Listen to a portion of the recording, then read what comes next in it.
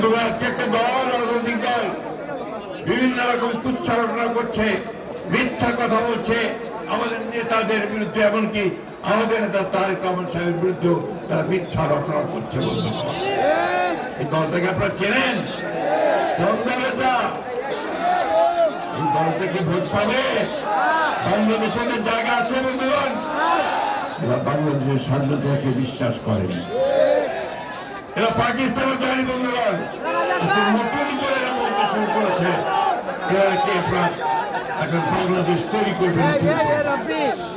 আমাদেরকে সাবধান থাকতে হবে এই সমস্ত দল ব্যক্তির হাত থেকে যারা মানুষকে বিভ্রান্ত করতে চায়।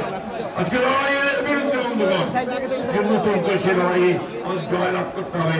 আমাদের তারেক রহমান সাহেব আমাদের যে নেতৃত্ব দিচ্ছেন, সেই নেতৃত্ব যাত্রায় সামনে এগিয়ে গিয়ে তারেক রহমান সাহেবকে প্রধানমন্ত্রী করে বাংলাদেশকে আমরা সত্যিকার অর্থেই গণতান্ত্রিক, সুখী, সমৃদ্ধ বাংলাদেশ গড়ে তুলবেন ইনশাআল্লাহ।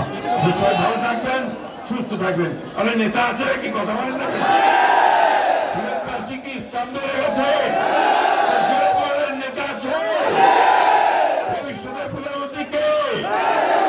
আরো জোরে বলতে হবে। জিতবে কি? মার্কা কি? মার্কা কি? এই ধরনের শেষকে নিয়ে এগিয়ে চলুন। আসসালামু আলাইকুম, খুদা হাফেজ।